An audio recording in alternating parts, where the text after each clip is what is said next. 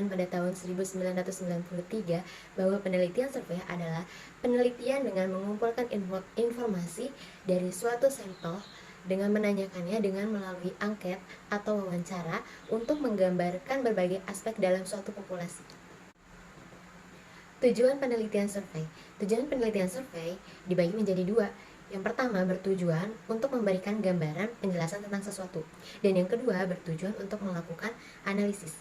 Survei dapat dilakukan dengan tujuan semata-mata untuk memberikan gambaran tentang sesuatu. Apabila survei deskriptif ini menggunakan teknik statistik, maka statistik yang digunakan adalah statistik deskriptif, seperti tendensi sentral, ukuran penyebaran, dan ukuran korelasi. Karakteristik ilmiah penelitian survei. A. Logis. Kekhasan yang pertama, penelitian survei adalah kelogisan.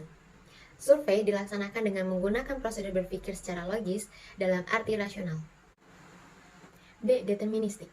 Sebagai konsekuensi cara berpikir logis tersebut, penelitian survei harus menentukan sistem atau kerangka berpikir terlebih dahulu dan membangun hipotesis untuk dibuktikan. Nah, hipotesis-hipotesis tersebut bersifat eksplanatif terhadap variabel-variabel yang terkait.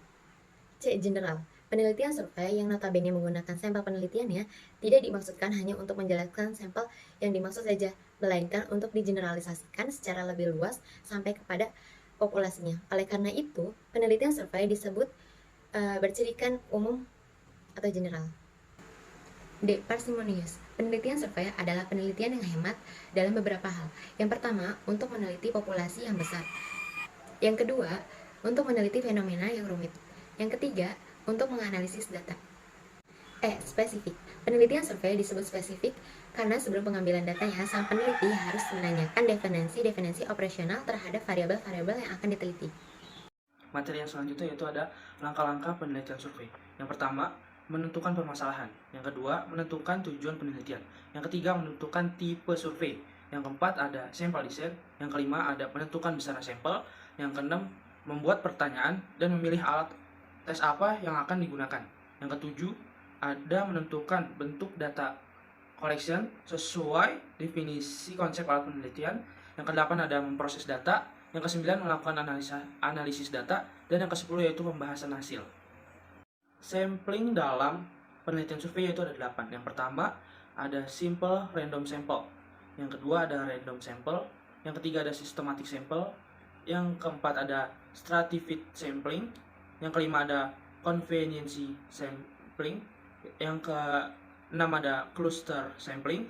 Yang ketujuh, ada multi-stage sampling. Dan yang kedelapan, ada probability promotional size. Metode penelitian survei yaitu yang pertama ada cross-sectional, yaitu cocok untuk penelitian yang tujuannya bersifat deskriptif dan prediktif. Yang kedua ada longitudinal, yaitu responden-responden yang sama disurvei dari waktu ke waktu untuk menelaah perubahan-perubahan pada mereka secara individual. Metode pengumpulan data. 1. Mail survey. Mail survey merupakan salah satu metode pengumpulan data yang cukup praktis karena peneliti hanya perlu mengirimkan kuesioner kepada responden melalui email. Yang kedua ada personal interview. Wawancara pribadi merupakan teknik yang melibatkan peneliti secara langsung terjun ke lapangan. Yang ketiga ada internet interview. Di zaman yang serba digital ini, hampir setiap orang mampu mengakses internet. Kini survei semakin populer melalui media internet.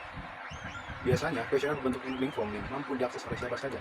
Adapun instrumen survei online yang pernah penulis temukan adalah seperti Google Form, tipform.com, Monkey Survey, Lion Heartbeat, Zoho Survey, Survey Gizmo, dan Survey Planet. Yang keempat ada focus group discussion, yang lebih dikenal dengan singkatannya FGD, merupakan salah satu metode riset kualitatif yang paling terkenal selain teknik wawancara. FGD adalah diskusi terfokus dari suatu grup untuk membahas suatu masalah tertentu dalam suasana informal dan santai. Instrumen penelitian survei. Instrumen memiliki peranan penting dalam penelitian sebagai alat pengumpul data.